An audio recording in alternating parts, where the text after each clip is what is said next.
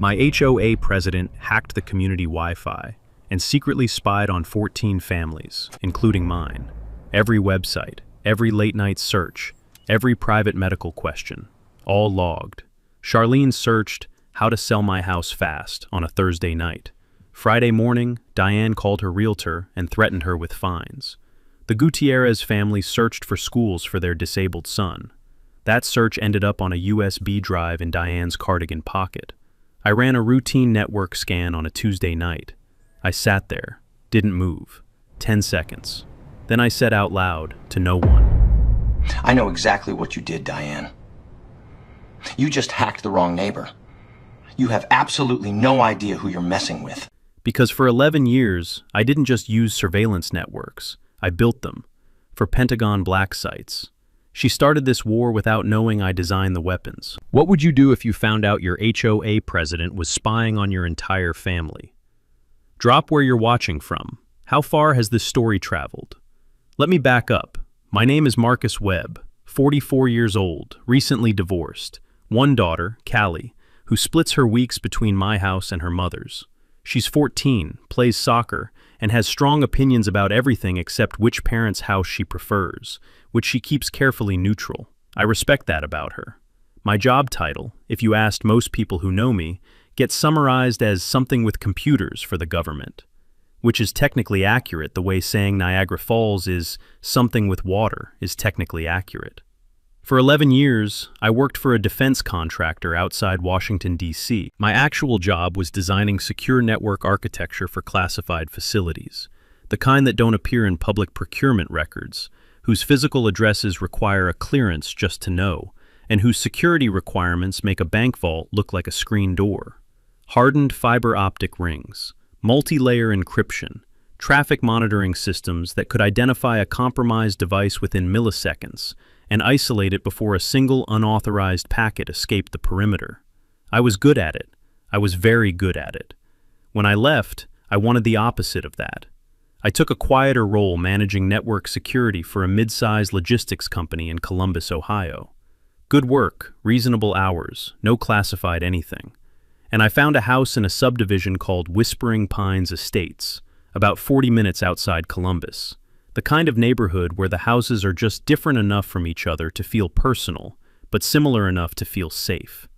Vinyl siding in 4 approved colors, concrete driveways, oak trees all planted the same spring in 1994, lined up like soldiers along streets named after things that aren't actually in Ohio. Aspen Court, Magnolia Drive, Blue Ridge Loop. I remember the first afternoon I moved in, late August. The smell of fresh-cut grass and someone's charcoal grill 3 houses down. The dry heat rising off the blacktop in that particular way Ohio blacktop does at the end of summer. I stood in the driveway with boxes, still in the truck, and just breathed. This is going to be fine, I thought. This is exactly what I wanted. I was right about what I wanted. I was wrong about what I was walking into. Diane Pruitt was the HOA board president, had been for 7 years running, not once interrupted by anything resembling an election. Mid-50s, hair that never moved regardless of weather, a smile that switched on and off with fluorescent light precision, depending on whether you were handing her a check or questioning a decision. The board had 3 seats. Diane held one. Her longtime friend Roberta Shea held the second, and had voted against Diane exactly 0 times in 4 years. The 3rd seat belonged to a retired postal worker named Gerald Fitch, who showed up to every meeting, nodded at regular intervals, and left approximately 12 minutes early. Annual elections were written into the HOA bylaws. Somehow, 7 years running, they kept not happening. 6 weeks after I moved in, I received my first notice. My satellite dish, legally installed, properly bolted to my own chimney, was in violation of HOA aesthetic guidelines because it was visible from the street. I looked up the relevant law that same evening. The FCC's over-the-air reception devices rule, a federal regulation, explicitly prohibits homeowners associations from restricting satellite dish installation in ways that impair reception. The rule cites specific case law. It is not ambiguous. I wrote back to Diane citing the regulation by full name, CFR citation, and the specific subsection that applied. She did not respond. 2 weeks later, a second notice arrived. My mailbox post was non-standard. The approved replacement mailbox, she noted helpfully, was available through a linked vendor website. The vendor was Pruitt Home Goods, LLC. Same last name, different first initial. I threw the notice in the recycling. I didn't say a word to anyone, but something had shifted in the back of my mind.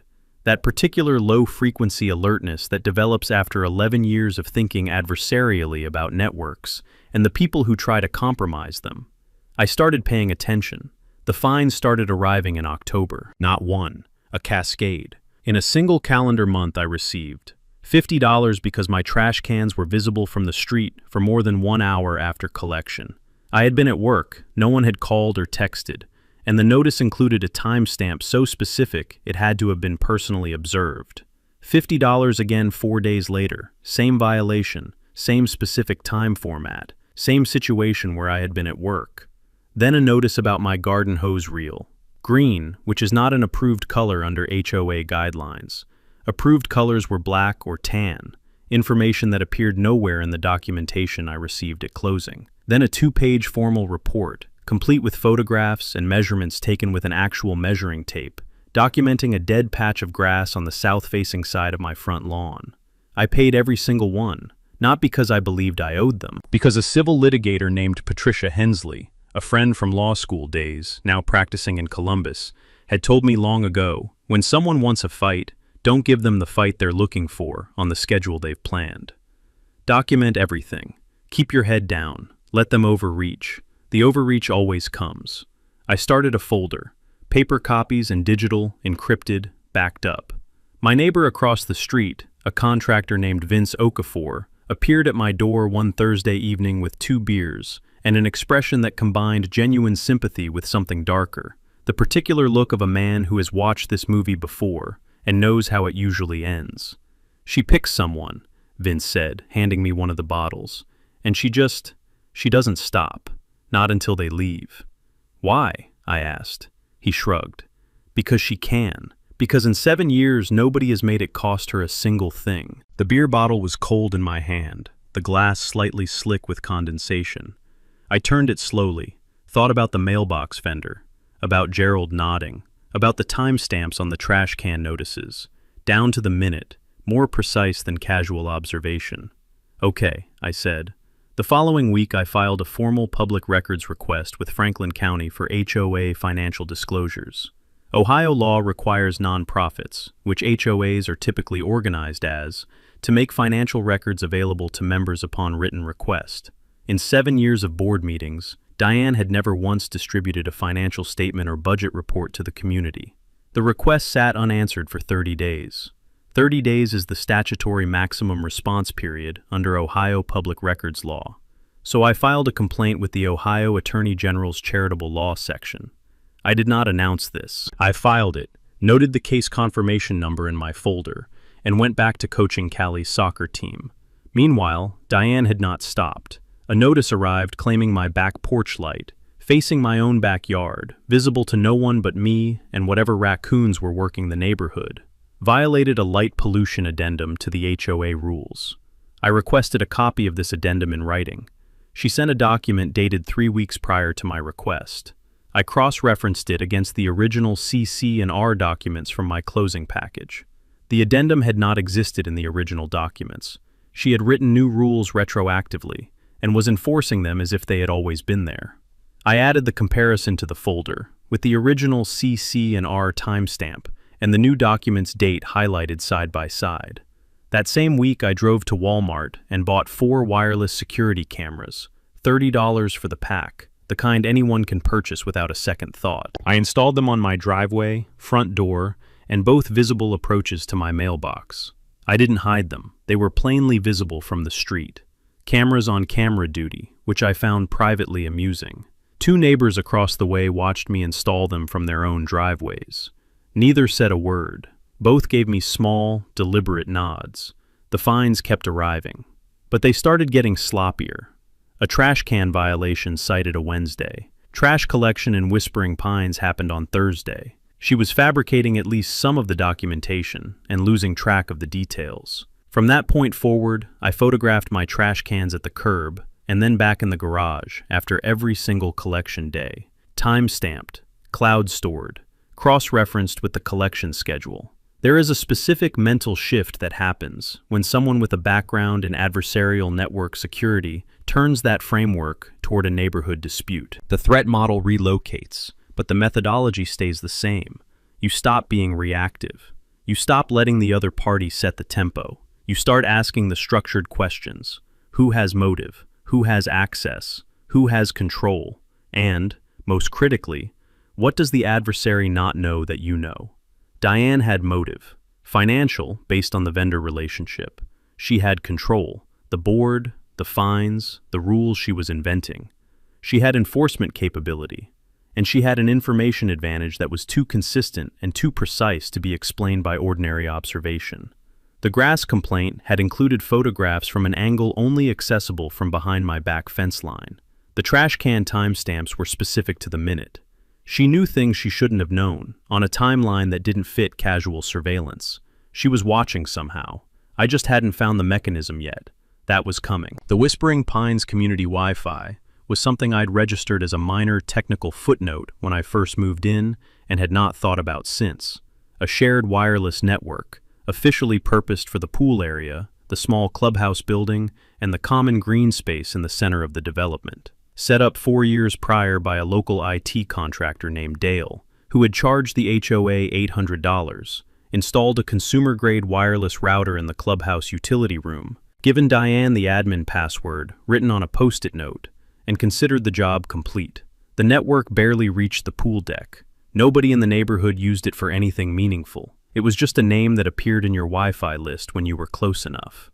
Except, when I moved in and did my initial passive scan of the wireless environment around my house, something I do by reflex the way a mechanic listens to an unfamiliar engine, I noticed the network's signal strength was slightly more robust than a single consumer router in a utility room should produce. Not dramatically, just enough to register. I filed it as probably a firmware update or a newer router model and moved on. 14 months later, on a Tuesday night in February, I was reconfiguring my home network setup for a quarterly security audit my employer required. Routine. I ran a standard passive network scan as part of the process, mapping the wireless signal environment, checking for interference sources, nothing exotic. The Whispering Pines HOA network appeared in the scan. I looked at the result for a moment. Then I looked harder. The network was running a minimum of 3 signal extender nodes. I could identify them by their MAC address patterns and signal characteristics. That was not consistent with a single router in a utility room. That was a deliberately extended network with significantly expanded coverage radius. One of those extender nodes had a signal origination point that placed it somewhere on the 500 block of Magnolia Drive. My block. I pulled up the router's administrative login page. The default gateway address, findable in 30 seconds on any consumer router's documentation page, and confirmed that the admin credentials were still set to factory defaults. Dale had never changed them after installation. I did not log in. I want to be precise about that because it matters legally. I documented what I could observe through entirely passive means. Signal characteristics, channel frequencies, MAC address ranges, the network topology is visible from outside. And I closed my laptop. Then I sat at my kitchen table for a while and thought carefully about what I was looking at. Here is the thing about network surveillance. Actual surveillance, not the Hollywood version with blinking screens and dramatic music. It always leaves artifacts. Every monitoring operation generates its own metadata. Logs of what was captured, when it was captured, from which devices. If someone had extended this network and was running a traffic interception operation through it, there would be a record of the interception itself, not just the captured data. And if the device running that operation was as poorly secured as the router clearly was, those records might be sitting completely unprotected, waiting for someone who knew where to look. I called Patricia that evening. I walked her through the technical picture first, then translated it into plain language. She listened without interrupting. When I finished, she asked 4 questions, each more specific than the last. Then she said, "If what you're describing is accurate, she's violated the Electronic Communications Privacy Act, federal statute. Civil damages start at $10,000 per violation. Does that mean per device monitored or per person affected?" I asked. A pause on the line. "Marcus," Patricia said carefully, "how many households are we potentially talking about?" "Based on effective signal coverage radius from those extender positions, 14, give or take." A longer pause. "Don't touch the router," she said. "Don't log in, don't access, don't change anything. I'm going to make a call." The call Patricia made was to a contact at the Ohio Cyber Crimes Unit, a state-level enforcement division that handles, among other things, unauthorized computer access and electronic interception cases. She didn't file a formal complaint, just a preliminary inquiry, enough to open a conversation with the right people. While that conversation was starting, Diane kept moving. Vince received a fine for a basketball hoop in his driveway, one that had been there, unchanged, for 2 full years without comment. Charlene Dupree, on Blue Ridge Loop, received a formal notice that her late husband's garden shed violated setback requirements. That notice arrived exactly 3 weeks after Charlene had mentioned at the grocery store that she was thinking about selling the house. And my own personal home internet service, my private residential account, completely separate from the HOA network, began dropping packets at irregular intervals. Not enough to be obvious, precisely enough to be annoying if you were the kind of person who monitored your own network traffic. I was exactly that kind of person. The drops had a pattern. They weren't random signal noise. They correlated with specific time windows. Early morning, late evening, the periods of highest residential internet activity. The same windows when most of the neighborhood would be home and active on their devices. I logged every drop, time-stamped, cross-referenced with time-of-day patterns. I did not change my behavior. I did not vary my routine. I did not let on that I'd noticed anything. Because revealing to an adversary that you've identified their surveillance operation is the single fastest way to watch them go dark and destroy evidence. The only way to capture someone in the act is to let them keep acting. So I let her. Spring came to Central Ohio the way it always does, reluctantly, with 2 false starts and 1 surprise frost in late March that killed half the neighborhood's early tulips. The wet soil smell when it finally committed, something sharp and green underneath it. A neighbor's dryer vent carrying fabric softener across the cul-de-sac at odd hours. I had spent the winter building. The folder, now a digital archive, encrypted, backed up to 2 separate locations, contained 14 violation notices with verifiable errors or fabricated details, the retroactive rule addendum with the original CC and R documents showing it hadn't existed, the Ohio AG complaint confirmation and case number, the packet capture device network scan documentation, time-stamped and technically annotated, Patricia's preliminary legal memo outlining potential federal civil exposure, and a growing log of personal network anomalies with timestamps and patterns. I had also been talking to my neighbors, not in groups, one at a time. Fence lines and driveways and the parking lot of the Sunoco on Route 40. Carefully, quietly, and only when I was confident the conversation wouldn't get back to Diane before I was ready. Vince already knew the technical picture. When I walked Charlene Dupree through what I'd found, the network topology, the signal extenders, what a packet capture device does and what it would have captured, she went quiet for a long time. Then, in a voice that was very controlled, very deliberate, she said, she knew I was thinking about selling before I told anyone. She called my realtor the next day. My realtor called me confused, said the HOA president had been in touch about my property. I hadn't listed it. I hadn't told anyone except I'd Googled it on my home Wi-Fi. She looked at me steadily. That's how she knew. Derek and Susan Parrish on Aspen Court had been receiving fines for 3 years. They had never compared notes with anyone else in the neighborhood because they'd been too embarrassed. We genuinely thought we were doing something wrong, Susan said.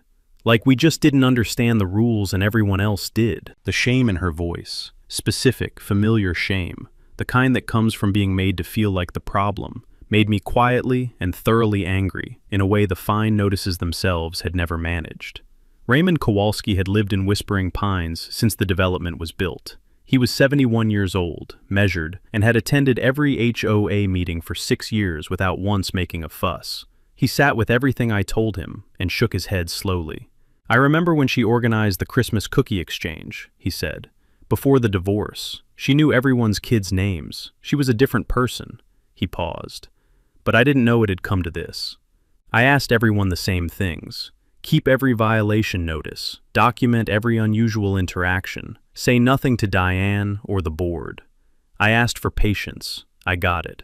What I was building, methodically, was a structure I knew from a completely different context. A network map, not of computers, but of witnesses, documented grievances, and legally demonstrable harm. Every node connected and corroborated. Every data point supported by at least one independent source. Then Diane made her most aggressive move. In March, a new CC&R amendment appeared, allegedly passed at a board meeting that no residents had been notified of, which was itself a procedural violation, requiring all home-based businesses to register with the HOA and pay a monthly operating fee of $200. I worked remotely for my logistics company. Derek Parrish did freelance graphic design from his home studio. Charlene sold handmade candles through an Etsy shop she'd started after her husband passed, which she'd mentioned exactly once at a neighborhood gathering the previous fall. Patricia confirmed within 24 hours. The amendment was almost certainly unenforceable under Ohio law, which has consistent case history rejecting HOA restrictions that function as business licensing. The procedural failures alone, no member notice, no proper vote record, would void it in any competent court. But fighting an invalid rule still costs money and time and stress, which was entirely the point.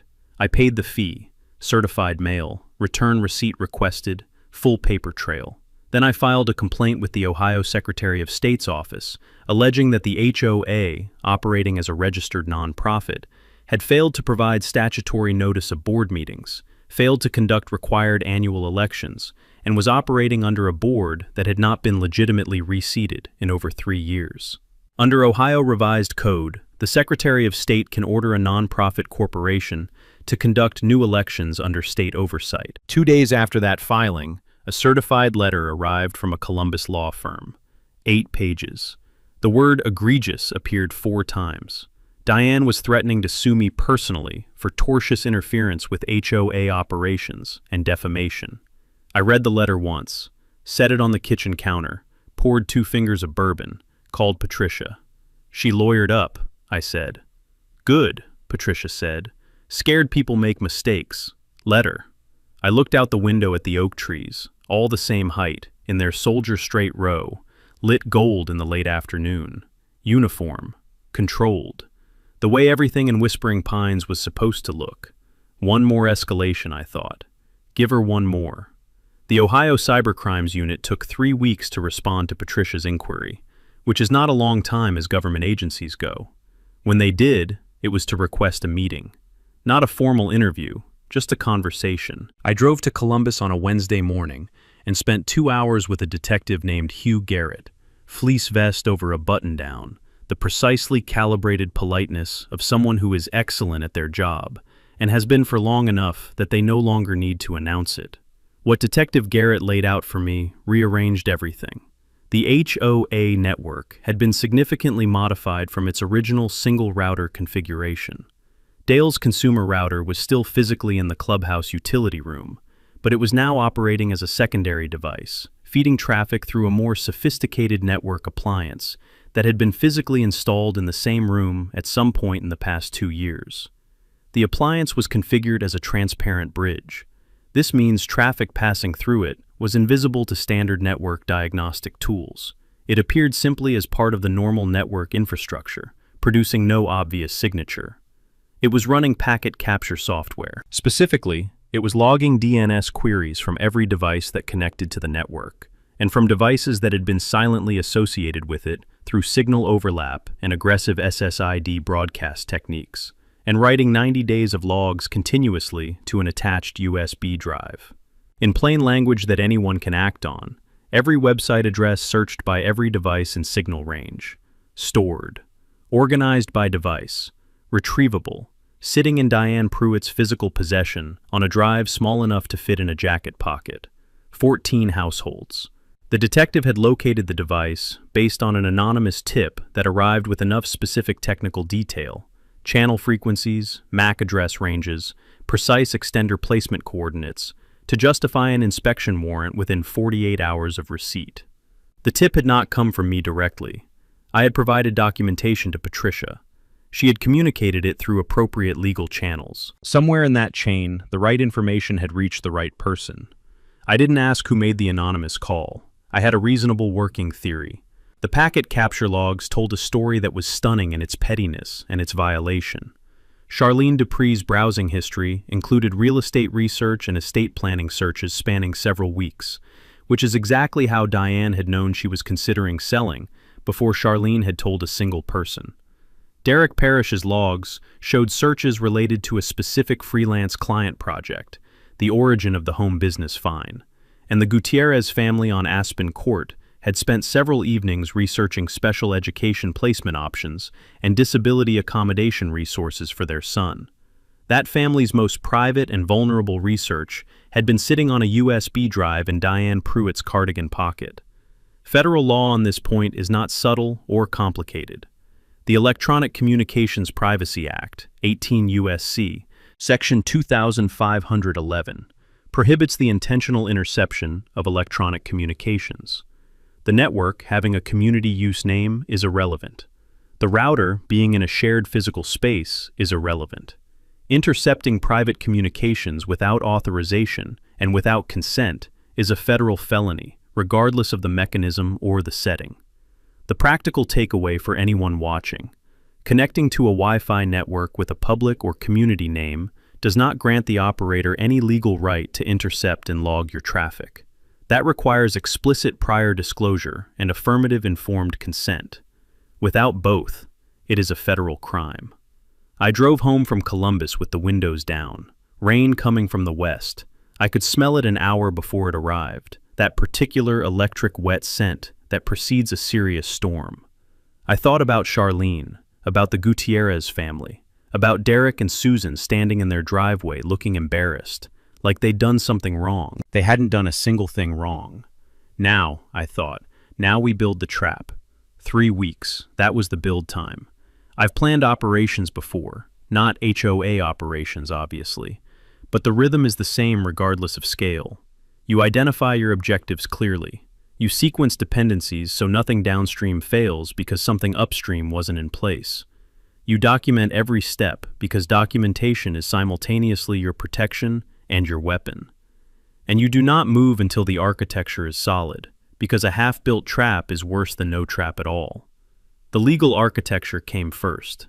Patricia had brought in a second attorney, Oscar Tran, a civil litigator in Columbus who specialized in consumer protection law and had handled 2 prior ECPA cases to successful conclusions. Between them, over several long evenings in Patricia's conference room, with bad coffee and good focus, they built a federal civil complaint naming Diane Pruitt as an individual defendant and the HOA as an entity defendant.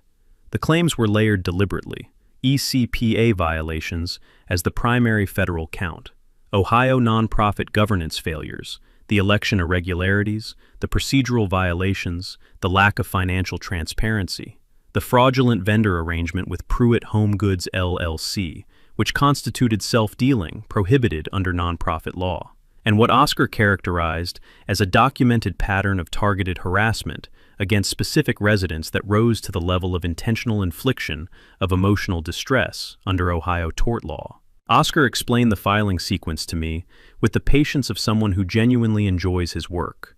You don't fire everything simultaneously. You fire in sequence, forcing a response to each action, watching each response consume resources and close options. The Secretary of State complaint was already in process. That one forced an election under state oversight and stripped Diane of board authority. The AG complaint was running in parallel. That one threatened the HOA's nonprofit status and triggered financial scrutiny. The federal civil complaint would be the final piece. Time to arrive when Diane's legal budget had already been depleted responding to the state-level actions and her board position had been eliminated. "We close every exit before she knows she's in the building," Oscar said. "I understand the concept," I said. He smiled. "I figured you might." Meanwhile, I spent time doing something that cost nothing but required care. I sat with my neighbors and explained, plainly and technically, what had actually been done to them, one house at a time. Coffee at kitchen tables, or standing in side yards in the April chill. I explained what DNS logging meant in practice, what packet capture software does, what 90 days of stored browsing history represents. I explained clearly and without drama that what had happened to them was not an aggressive HOA dispute or a personality conflict with a difficult neighbor. It was a federal crime committed inside their homes, against their families, using their own internet activity as a weapon. Raymond Kowalski, retired, measured, a man who had attended every HOA meeting for 6 years without once raising his voice, said something I will not repeat here. Then he straightened in his chair and asked where to sign. Charlene wiped her eyes, squared her jaw, and asked the same question 90 seconds later. 9 families signed the joint victim statement. 4 agreed to attend the annual meeting in person. The physical component of the trap was the most technically satisfying piece. The packet capture device was still in the clubhouse utility room, behind the folding table, exactly where Diane had left it. It was still operational. Detective Garrett's team had examined it under the inspection warrant and left it physically undisturbed. Working with the detective and his technical staff, I arranged for one modification, a firmware-level logging enhancement that would record every subsequent access event to the device, including any attempt to connect external storage, modify configuration, delete logs, or physically remove the unit. Any such event would be automatically documented, and the record transmitted to a secure remote server in Columbus within seconds of the action. Evidence tampering is its own distinct federal offense under 18 U.S.C. Section 1519. You only need the subject to try once. The trap doesn't have to stop them. It just has to record them. The annual meeting was set for the second Saturday in May. The Ohio Secretary of State had issued a formal compliance letter under ORC Section 1702.38, requiring the meeting to include board elections under independent oversight. A state-appointed election monitor, retired Judge Barbara Ellison, would be physically present. I called Tanya Voiles at the Columbus Dispatch. She covered HOA stories. When I finished explaining what the USB drive contained, she went quiet for a moment. Then she asked for my encrypted email address. I sent her everything. Her story would publish online at 7 a.m. on the morning of the meeting. There was one more piece. I had reached out to Roberta through Patricia, carefully, through proper channels, with full documentation in hand. I showed Roberta the logs, including the data captured from her own household's devices, private searches, personal browsing, all logged without her knowledge, by the woman she had voted with without question for 4 years. Roberta sat with that information for a long time. Then she said she needed to call her son. Her son was an estate planning attorney in Cincinnati, who had done one ECPA case in law school, and remembered it well enough to give his mother very specific advice about her personal legal exposure as a sitting board member who had become aware of a federal violation. 3 days later, Roberta confirmed she would attend the annual meeting. Independently, she would not be coordinating with Diane. The exits were closing. 2 weeks before the meeting, Diane sent her counterstrike. Certified mail, return receipt requested. She'd learned that much from watching me. Formal notices to me, to Vince, to Charlene, to Derek and Susan, and to Raymond, each assessing special fees for unreimbursed HOA administrative costs arising from our pattern of disruptive conduct toward the board. The fees range from $340 to $890, depending on the recipient. Each notice stated clearly that the fee would become a lien against the property if unpaid within 30 days. She had chosen her weapon carefully. An HOA lien in Ohio is not abstract. It attaches to your property title. It appears in title searches. It can delay or complicate a sale, trigger lender notifications, and, in cases pushed to their extreme, initiate foreclosure proceedings. Most homeowners, confronted with a lien threat, will pay almost anything to make it disappear. Patricia reviewed the notice that same afternoon. Her conclusion: the HOA had no governing authority to levy administrative cost fees against individual members without a specific provision in the CC&Rs authorizing such fees, which did not exist in any version of the documents, and without a properly noticed board vote, which had not occurred. Any liens filed under this notice would be voided by a court on multiple independent grounds. But voiding them still costs time and money, I said. Yes, Patricia said. That's the calculation she's making. 3 of the 9 families in the joint statement asked to have their names removed. I removed them without discussion or pressure. I understood completely. These were people with mortgages and jobs and limited capacity for open-ended legal exposure, regardless of how solid our position was. 6 signatories remained. Then Diane called a special board meeting. 3 days' notice, the bare statutory minimum. The agenda: an emergency amendment to the HOA bylaws, extending the current board's term indefinitely, pending legal review of election procedures, required before complying with the Secretary of State's compliance letter. It was a transparent attempt to delay Barbara Ellison's appearance at the annual meeting by manufacturing procedural uncertainty. The amendment was passed. Roberta voted yes, which I noted carefully. Roberta was still playing her role publicly, while privately already switched, and filed with the Secretary of State's office as the basis for a delay request. I forwarded the full amendment documentation to the Secretary of State's compliance officer that afternoon. The officer called Patricia 2 days later. In a tone Patricia described to me as professionally displeased, she confirmed. The amendment had no legal effect on the state-ordered election requirement. ORC Section 1702.38 is not superseded by internal bylaw amendments. The meeting would proceed as scheduled on the second Saturday in May. Judge Ellison would be present. Then Diane tried something more personal. She appeared at Raymond's front door on a Tuesday evening with a plate of cookies and a carefully rehearsed speech.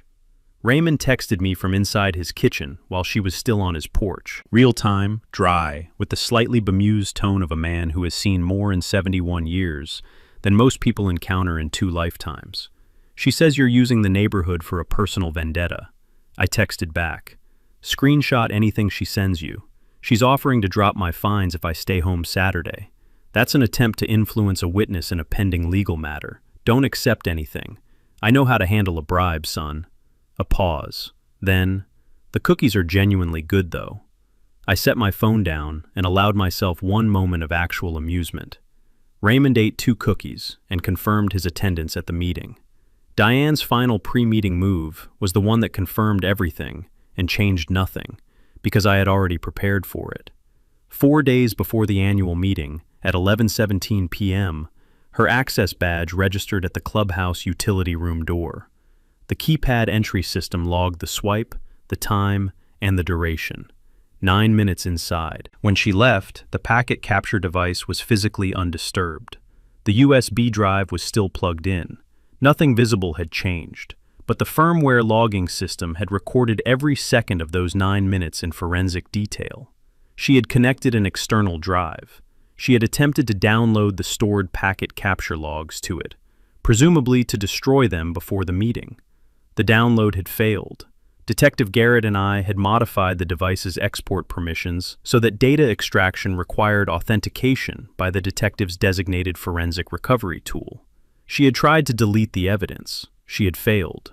And now there was a documented federal evidence tampering attempt, 18 U.S.C. Section 1519, sitting in a time-stamped log file on a secure server in Columbus, cross-referenced with her badge entry record, waiting. I looked at the notification on my phone, set it down on the kitchen counter. 1 week. The final week before the annual meeting had a specific quality to it that I recognized from other contexts. The held-breath stillness of a fully set operation waiting to execute. Everything on the surface completely normal. Underneath the surface, every component in place, every dependency confirmed, every contingency documented. I coached Callie's soccer practice on Tuesday and Thursday evenings. She was working on her left foot shot, which had been inconsistent all season, and by Thursday, something clicked, and she put 3 in a row exactly where she was aiming. I felt disproportionately good about that. Some weeks, you need the small victories to feel real. I grilled on Saturday afternoon. Burgers, slightly overcooked because I was distracted, which Callie pointed out with the specific precision teenagers reserve for their parents' minor failures. The lawn was 3.5 inches. I had been maintaining it at 3.5 inches for 2 months. Not because of any rule, because I could. Tanya Voiles texted me the final headline on Wednesday. Columbus area HOA president accused of illegally spying on 14 households. Her editor had cleared the full piece. It would go live at 7 a.m. Saturday. I read the headline twice, then put my phone in my pocket and went back to what I was doing. Oscar had the federal civil complaint formatted, reviewed, and queued for electronic filing. 23 pages, 6 named plaintiffs, 2 defendants, Diane Pruitt individually, and the Whispering Pines Homeowners Association as a corporate entity. Filing time, 9:45 a.m. Saturday, 15 minutes before the meeting started. Not accidental. Detective Garrett confirmed he would be present at the meeting in plain clothes. There was sufficient evidence in the file to justify observation and, if certain statements were made in a public forum, potentially a voluntary interview request. He'd been clear with me in our final call. Nothing at that meeting happens because you caused it. You present documented facts. You let the legal process do its work. I had agreed to that completely and sincerely. Not because I was told to, because it was correct. The entire structure I'd built was designed to be self-executing. I didn't need to do anything dramatic on Saturday. The systems would run. The night before the meeting, Vince came over with 2 beers. Same brand he'd brought the first time, 14 months earlier, when he'd knocked on my door to warn me about Diane. It felt like a much longer time ago than that. We sat on the porch and watched the evening settle. The oak trees in full leaf now, that deep mid-May green that makes Ohio almost beautiful after a long winter.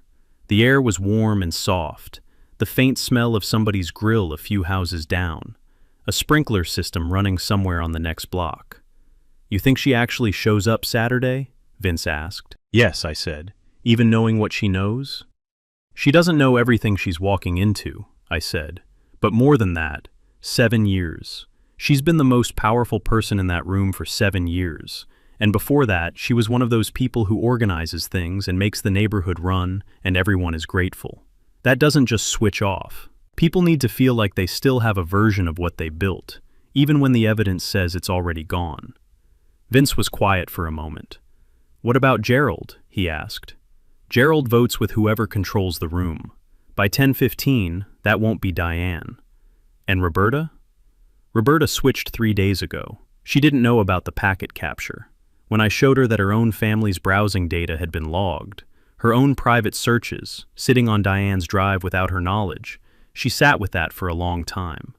Then she called her son. I looked at Vince. Her son is an attorney in Cincinnati who did one ECPA case in law school and gave his mother very precise advice about what failure to report a known federal violation means for a sitting board member's personal liability. Vince stared at me. Then he started laughing, not loud, just that low, genuine laugh of someone who didn't see a thing coming. "Roberta's son is an attorney, estate planning primarily." We sat with that. Inside, Callie was finishing homework at the kitchen table and calling questions about reconstruction through the screen door at intervals. The neighbor's corgi, a round, opinionated animal named Biscuit, was barking at something in the hedge line with the conviction of a dog who has never once been wrong about hedges. Everything was entirely normal. That's what patient, systematic work looks like from the outside. No visible tension, no dramatic build, just the evening and the trees, and my daughter asking about the 14th Amendment, and tomorrow morning everything arriving exactly where I'd placed it. I went inside, helped with the 14th Amendment, went to bed at 10:30. The second Saturday in May came in clean and blue and warm. 64 degrees, light breeze, that particular Ohio spring sky that seems almost aggressively clear after a long winter of gray. The gravel on the path to the clubhouse crunched under my shoes, dry and decisive, a sound I've always found satisfying in the same quiet way I find a well-written log file satisfying, things confirming themselves. I arrived at 9:50. The parking lot had 22 cars, more than any annual HOA meeting in the history of Whispering Pines, by a significant margin. I recognized most of the vehicles. People who hadn't attended a meeting in years. A few I was almost certain had never come to one before. Word had traveled, not through any announcement I'd made, but through the organic spread of 6 years of accumulated grievance, finally finding a credible direction. Tanya Voiles was already positioned near the back wall in a gray blazer, notepad out. We exchanged a brief nod. She was there as press, with the specific professional distance that role requires, and we'd both been clear about the boundaries throughout. Detective Garrett stood near the far wall, in a polo shirt and dark jeans, coffee cup in hand, looking as much like a Whispering Pines resident as a man with 18 years in law enforcement can look. Which is to say, reasonably convincing if you weren't paying close attention. At the front table, at the far right end, sat Barbara Ellison, retired judge, state-appointed election monitor. Her credentials were laid out in front of her in a neat stack. She had the absolute stillness of someone who has presided over genuinely difficult rooms and found all of them manageable. The smell of the clubhouse, folding chairs and bad coffee, and someone's floral hand lotion from close range. The sound of 22 people finding seats, the particular low murmur of a room that knows something significant is about to happen and is waiting for it to start. Diane arrived at 10:02. She was composed, I'll give her that. She worked the room the way she always had, the smile engaging and releasing with its fluorescent light precision as she moved toward the front table. I watched her process the details, the unusual turnout, Barbara Ellison's credentials, the reporter's notepad, the man in the polo shirt near the back wall she didn't recognize. I watched the recalibration happen, a barely perceptible adjustment, but she kept moving, because she had always kept moving, and 7 years of that momentum doesn't stop easily. At 10:04, Roberta walked in, separately from Diane, for the first time in anyone's memory. She took the seat at the opposite end of the front table. She unpacked a notepad of her own. She did not look at Diane. Diane noticed. I watched her jaw tighten, one small, involuntary press of back teeth together. Then she settled her clipboard on the table and prepared to run the meeting the way she had run every meeting for 7 years. Barbara Ellison opened the session first. She introduced herself, explained her mandate under ORC Section 1702.38, and described the election procedures that would govern the morning. Diane rose with a prepared procedural objection. She had a 2-page written argument about the Secretary of State's authority to compel elections of a private homeowners association. Barbara let her read the full thing. Then she said, in a voice of absolute calm, "The compliance letter was issued pursuant to Ohio Revised Code Section 1702.38. It is not optional or subject to internal override. Your objection is noted for the record. You may be seated." Diane was seated. The elections proceeded. Nominations from the floor. Vince Okafor for board president, Charlene Dupree for the first open seat, and Raymond Kowalski, 71 years old, Whispering Pines since before the first family moved in, 6 years of nodding in silence at meetings he should have been running, stood up slowly, straightened his jacket, and said, "I'd like to put my name in for the third seat. It's time." Then he sat back down. The vote was not close. Gerald voted with the room. At 10:41 a.m., Diane Pruitt was no longer the HOA board president. She sat very still. Then, in a voice she was controlling carefully, she announced an intention to challenge the election results and said her attorney would be in contact with all relevant parties. Oscar Tran stood up from the third row. "Miss Pruitt." His voice was quiet and entirely even. "Before you make any additional statements for the record, you should be aware that a federal civil complaint was filed on behalf of 6 Whispering Pines residents at 9:45 this morning." He cited the case number. He cited the statute, 18 U.S.C. Section 2511. The complaint includes documentation of the network interception device installed in this building's utility room and access logs recording an entry event to that room 4 days ago at 11:17 p.m., during which an unsuccessful attempt was made to extract or delete the stored data. The room didn't erupt. It went very quiet. That specific silence of a large group of people processing the same information simultaneously and arriving at the same conclusion. Diane looked at me. I looked back. I didn't say a word. There was nothing left to say. Everything that needed saying was in a filing, 23 pages long. Detective Garrett crossed the room, introduced himself by name and unit, and asked if Diane would be willing to step outside for a voluntary conversation. She went, not gracefully, but she went. Tanya Voiles was writing without looking up. The room slowly turned back toward the table. Vince sat in the center seat, the president's chair, with the slightly stunned expression of a man who had asked for something difficult and just received confirmation that it was actually real. Charlene's hands were folded on the table in front of her. Raymond Kowalski had an expression I still don't have the exact right word for. Settled, maybe. like something that had been at an angle for a long time had finally found its level. "All right," Vince said. He looked at the room, all 22 of us. "Let's talk about what actually needs fixing around here." The applause was not dramatic. 22 people in folding chairs on a warm Saturday morning, not a standing ovation. Not a movie ending, just real and earned and enough. I sat in the third row and let it settle. The legal proceedings ran through the rest of the year and into the following spring. That is the normal pace of these things, and I had planned for it.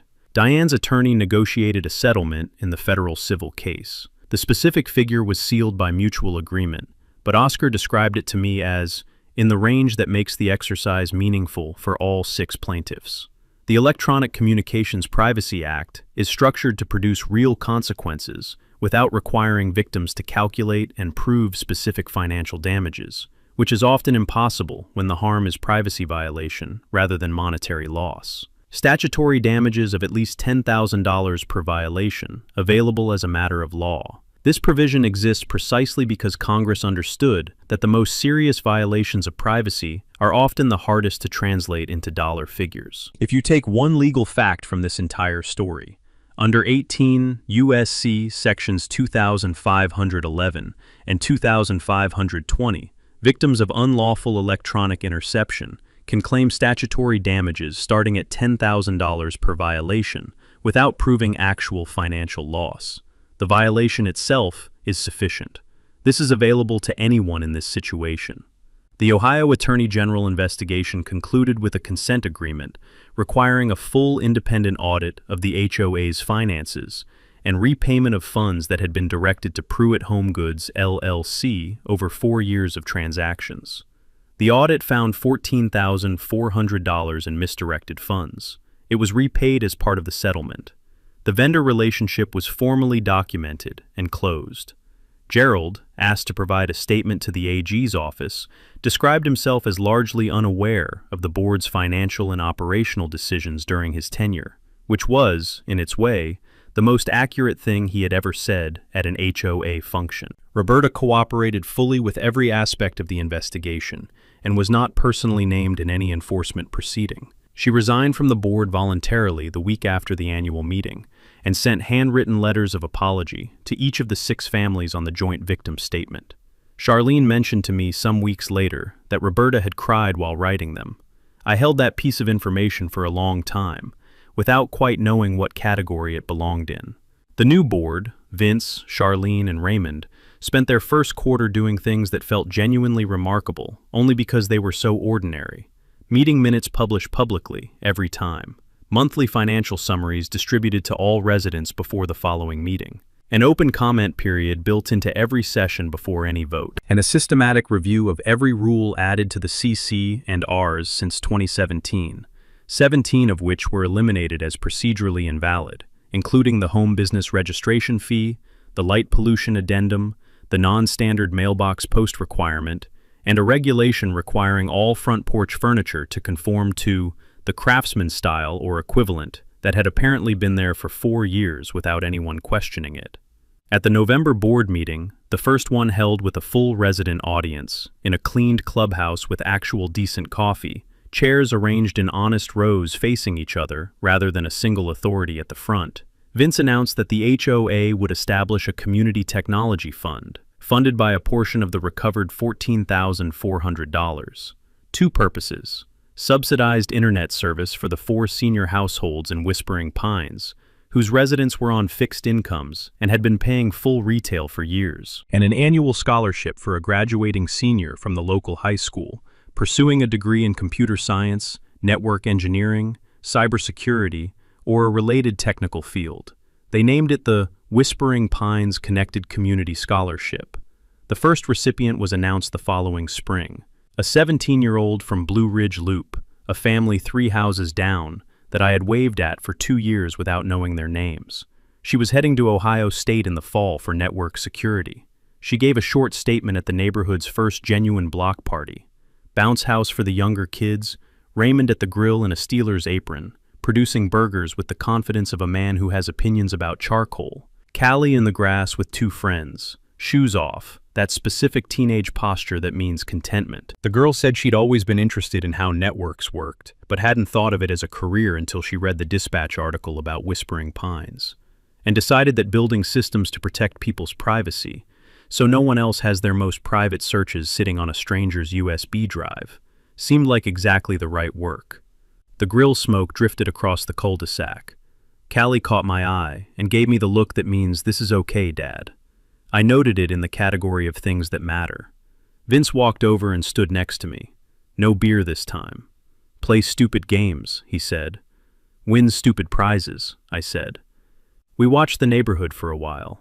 It looked, for the first time since I'd moved in, like what it was supposed to be. $47,000, a resignation letter, and a guilty plea.